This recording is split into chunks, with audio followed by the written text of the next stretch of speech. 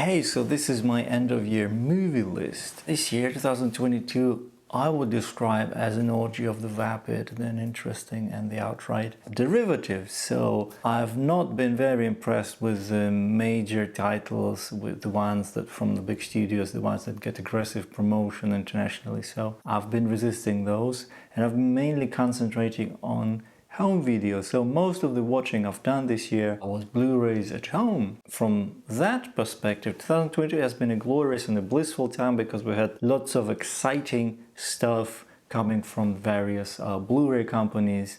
So most of the movies I'll be talking about in this video are older movies, the ones that have just resurfaced or that I've just discovered this year. They may not have been made or released this year, so just be aware. And I will start with the list or the section which I will call surprises, and that's my favorite one. Those are the movies which I stumbled into by complete coincidence. I went into those movies blindly and they triggered a response in me. So these are the movies I enjoyed watching and I know I will be revisiting again and most likely adding them to my permanent movie collection. So the movies on my discovery list include Computer Chess, Blind Beast, Gas Food Lodging, Trances, and Ginger Snaps. Ginger Snaps I've heard about and finally got around to watching, and had I done the 31 Days of Horror this year, I would have definitely covered it. A wonderful film. I will hopefully be reviewing it at length at some point in the coming year. Trances. This is the one where I cannot be 100% sure. I've never seen it before. I know I watched a couple of Trances movies back in middle school days, but I'm not sure if it was the first one. I think it was the sequels. Anyway, I watched Trances this year and loved it. What a great bit of fun that movie is. Gas Food Lodging is a movie by Alison Anders, who I previously only knew from the Four Rooms kind of anthology film. That's a surprisingly wholesome, emotional melodrama style film, which I can totally see myself watching again because I found the characters interesting. I can't remember whether it's based on a book, but the dialogue and the general level of depth was really satisfying. So it was a movie with a bit of a life experience behind it, even if it was a little bit sentimental perhaps.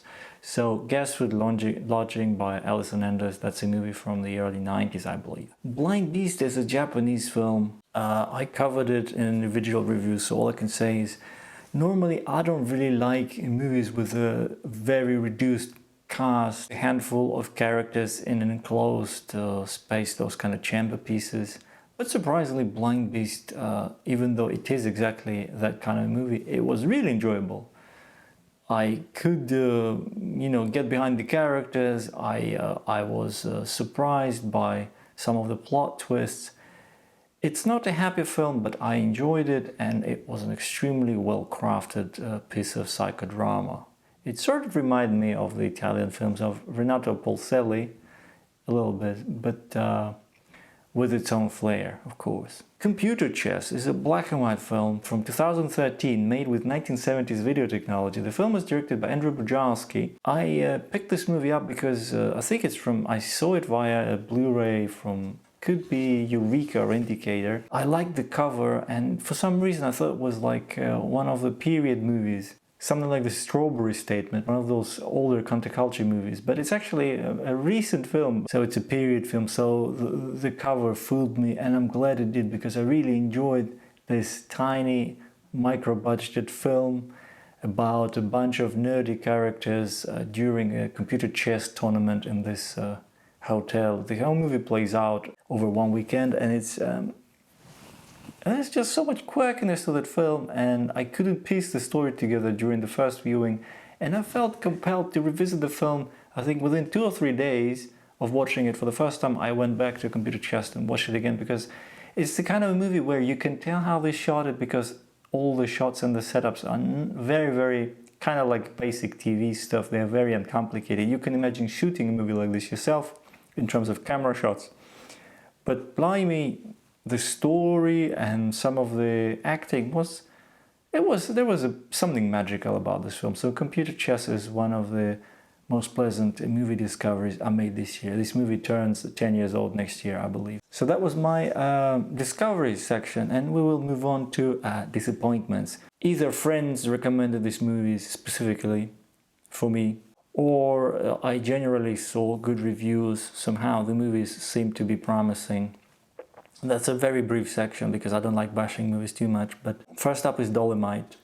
I've been aware of this movie for years. This is the original movie with Rudy Ray Moore. I watched it via the Vinegar Syndrome presentation, and I have absolutely no complaints about the technical side of that Blu-ray presentation. But the movie itself struck me as a little bit limp, and the amateurish delivery didn't really do for me. I was expecting a better acted movie. In terms of crappy acting, Dolomite reminded me of the movie Hell Up in Harlem, which is a Fred Williamson movie directed by Larry Cohen. I like those movies as premises, but their execution leaves much to be desired, and so yeah, Dolomite didn't do it for me at all. Another movie, I see now that this disappointment list actually has 3 movies which all start with D. So Dolomite, now second up is Drive, which is this movie with the music by Kavinsky, you know the one I mean. So that's like a contemporary cult movie, and I've been avoiding this movie for years, and people kept telling me you ought to check it out, and I finally relented, and guess what? That movie literally stopped working for me about halfway through. I really, for some reason, couldn't follow it, emotionally couldn't really.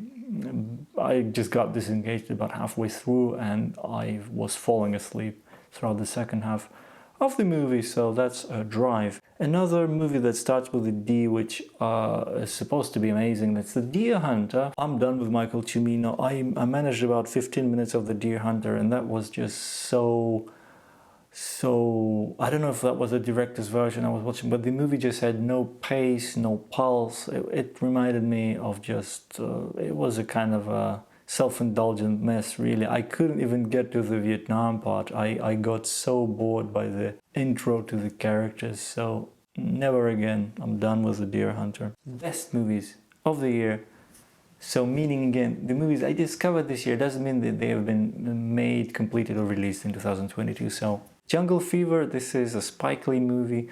I'd like to review it in depth one day. Wonderful film. Samuel L. Jackson is terrific in this film, and this is probably currently my favorite Spike Lee movie.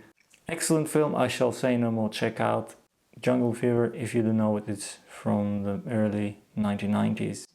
Next up is The Color of Money. This is a Tom Cruise movie directed by Martin Scorsese. I do not like Tom Cruise, but that film really worked for me. I loved Paul Newman. Apparently it's a sequel to an earlier Paul Newman film. So as far as mainstream movies go, The Color of Money is an excellent one. The Blu-ray was rubbish though. It was from an old master, so I would really like to see Color of Money presented from a fresh scan, maybe even in UHD 4K, who knows? Another Scorsese film I discovered this year, which completely just was really surprising and a revelation. It's a movie called After Hours. Just watch it, just trust me. If you like big city adventures with a dash of the surreal, just watch After Hours. What a beautiful movie. It's a very European film somehow. I think it really channels a lot of European art house. As many Martin Scorsese films do, but After Hours doesn't have those mobsters and lashings of blood to cover up all the art that Martin Scorsese clearly loves. When it comes to horror movies, the best one I discovered this year also happens to be a recent movie. The title is Feed Me. I think it's a co-production between the States and the UK, and it's English actors, and I think it's made in the UK. It's basically about cannibalism. Very easy to find this movie it's available on streaming. You can find the trailer and check it out. When I saw the trailer of Feed Me, I was thinking, here comes another movie where there's just going to be 2 actors in one tiny little room. And that's not quite the case. The movie actually has quite a good scale to it, and it packs quite a lot of stuff into what was clearly a tiny budgeted film, but it looks amazing, and I genuinely had a good laugh with it, and the central characters were interesting. So it's like 2 guys, and there is the crazy guy and the straight guy.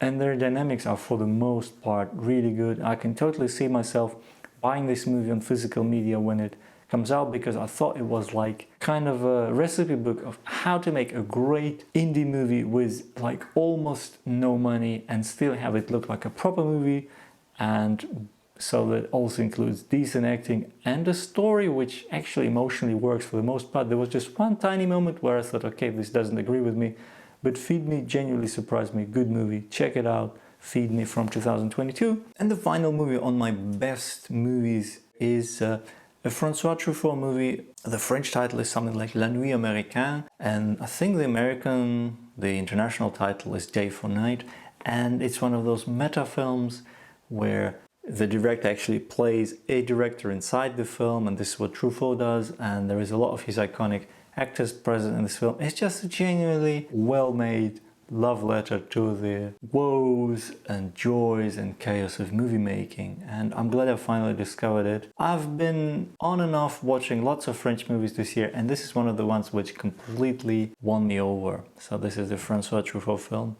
La Nuit Américaine. And now comes the final section, the crap movies I hopefully won't have to watch again. I'll keep it mercifully brief because I do not like dissing movies. So there is Shriek of the Mutilated, which is, I think it's a Michael Findlay film, just crap.